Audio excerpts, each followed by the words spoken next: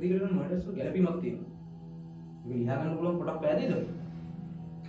ඉස්ලාමේ මේ ෆයිල් එක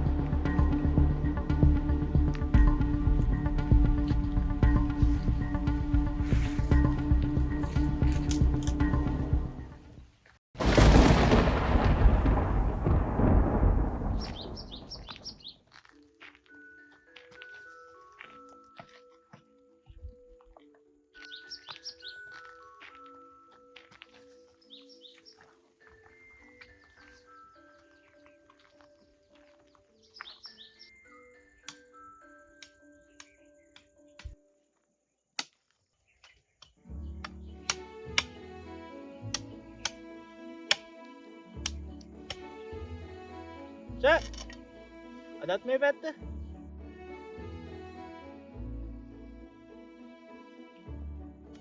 සුබ උදෑසනක් අපිට හිත විදම වැඩ සුබ උදෑසනක් ඔබට. අදත් ආවා පරිසරයේ ලස්සන බලන්නත් එක්කම. සර්ලා වගේ අය ආවට යන්න ලස්සන බලන්න වැඩි කට්ටිය වෙන්නේ නැහැ අනේ හැබෑට මිනිස්සුන්ට ලස්සන දකින්නත් වාසනාවක් තියෙන්න ඕනේ ප්‍රේමරත්න. මීට කලින් හම්බුනාට මං නම කියලක් නෑ. කවද මම මෙයන් නම කිවේ? ප්‍රේමරත්න බර කල්පනාවක් වගේ. අනේ නෑස මම මේ කියන්න ඇතිනේ මේ ළඟදී ඉඳලා වෙන දේවල් එක්තර හොඳ නැහැ. මේ ළඟදී කියන්න ළමෙක් අතුරු දානවා. මේ බලන්න.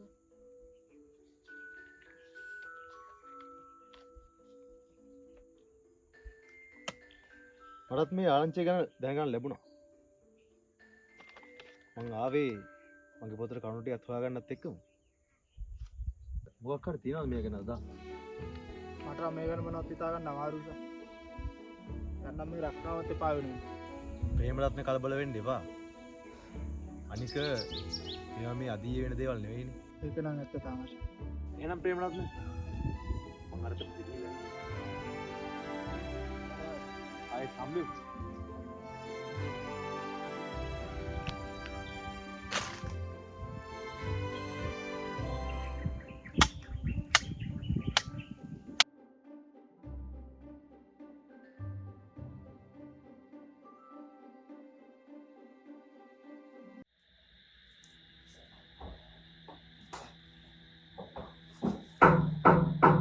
මාස්ටර් මම ඔයාව මීට් වෙන්න ආවේ. සමරකෝන් මටත් ඔබතුමාව මීට් වෙන ලොකු උවමනාවක් තිබ්බා. මම ඒ කියන්නේ මිස් නායකටත් කිව්වා. එන්න ඇතුළට. කොහොමද අපේ දැන් පරීක්ෂණ කටයුතු?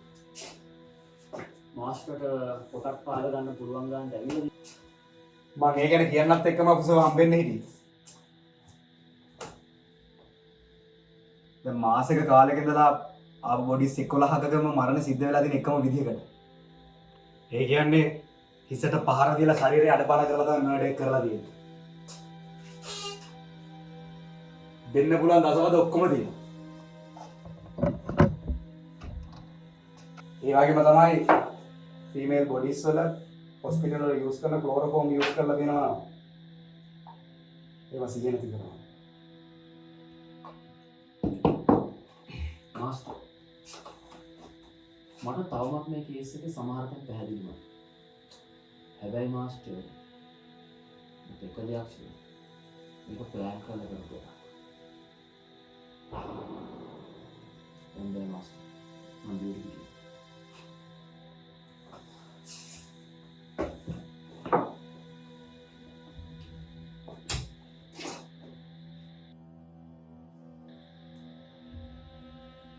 මේකේ තියෙන හොඳම එක තමයි මේ බොඩි වල කිසිම ඇඟිලි සලකුණක් ගෑවිලාවත් නැති එක. ඒ කියන්නේ මාස්ටර් ඉංග්‍රීසි සලකුණක්වත් නැහැ. ඒ කියන්නේ කතාක්වත් තියලා නැහැ. හැබැයි කොහොමද මේ වගේ දෙයක් වෙන්නේ? ශරීරයේ සංවේදී තැන් වලට දැඩි වේදනාවක් දීලා තියෙනවා. හැබැයි ඔෆිසර් ඒත් ආය ආපස්සට ප්‍රතිකාර කරලා තියෙන වේදනානාශක දීලා තියෙනවා. ඔයාලට කියන්න ඔෆිසර් සීලයින් පවා දීලා තියෙනවා රුධිර නාලිකාවට. මට හිතෙන්නේ හොඳ පුහුණුවක් තියෙන කණ්ඩායමක් හරි පුද්ගලෙක් හරි තමයි මේක හසුරවන්නේ. මටත් ඒ ගැන සැකයක් තියෙනවා මාස්ටර්.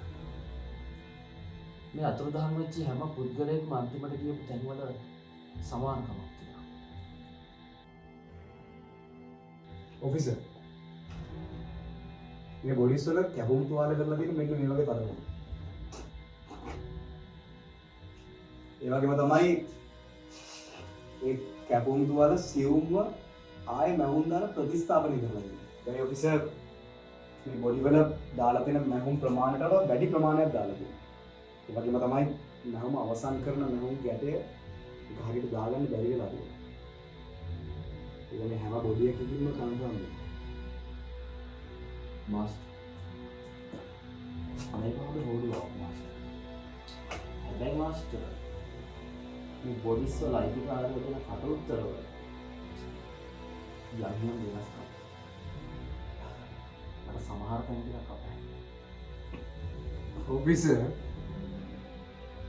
ඔෆිසර්ට හිතෙන්නේ නැද්ද මේ බොඩිස් වල අයිතිකාරයෝ මොනෝම හරි දේවල් හංගනවා කියලා? ඒ කිව්වේ මාස්ටර් මෙහෙමනේ මේ බොඩිස් බාර ගන්නාවේ මේ බොඩිස් වල බිරිඳ හෝ සැමියා.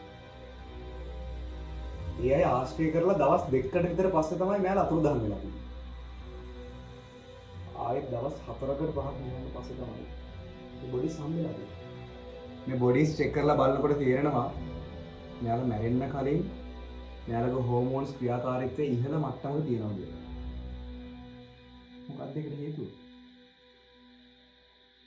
මට ඒ ගැන අදහසක් නෑ මාස්ටර්. ඔෆිසර් මෙයාලගේ බාරකාරය දීලා දෙන කට උත්තර ආයෙ ගැඹුරින් විශ්ලේෂණය කරන්න. හරි. මේ හැම බොඩි එකක්ම අතුරුදහන් වෙන්න කලින් ඉන්විටේෂන් එකක් හම්බුණා කියන එක ගොඩක් කටඋත්තරවල කියුණා.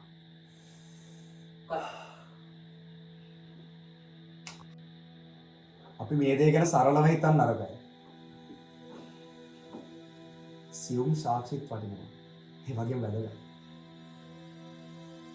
මේ වෙනකොටත් මේකේ අපරාධකාරයා අපිට වඩා එක ස්ටෙප් එකක් ඉස්සරහින් ඉන්නේ. මේ හැම බොඩි එකකම හදවත් පසාරු කරලා තියෙන ගෙවිච්ච ග්‍රිල් කට් එක. මෙච්චර කාලයකට හම්බ වෙච්ච හැම බොඩි එකටම යූස් කරලා තියෙන එකම ග්‍රිල් කට් එක. හැබැයි DNA සාම්පල් එකක් ගන්න එක ලේ බිඳුවක්වත් ගෑවිලාවත් නෑ. හැම සයන්ටිෆික් ඩීටේල් එකක්ම විනාශ කරනවා. ධර්මයට පැහැදිලි මාස්ටර්. අපි දැන් සියුම් ඩීටේල්ස් පස්සේ යන්නේ.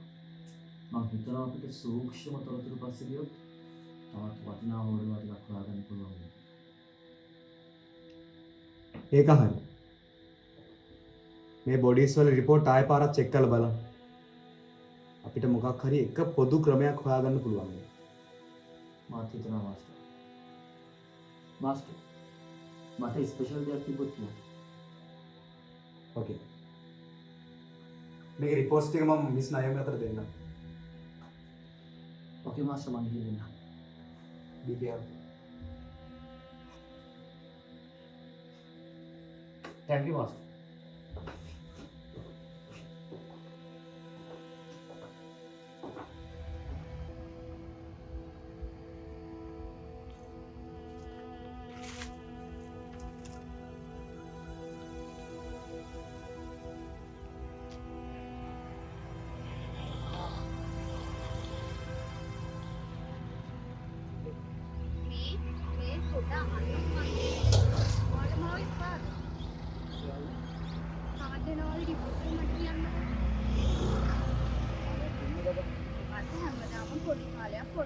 මටත් ඇතිලා තියෙනවා කවද ඩිවෝස් කරන්න අප්පයි.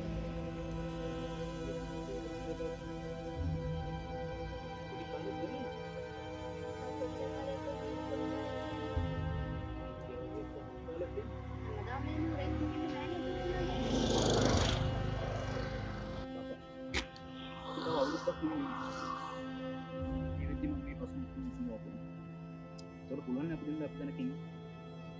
ඔය හැමදාම කල්ලි වෙනවා.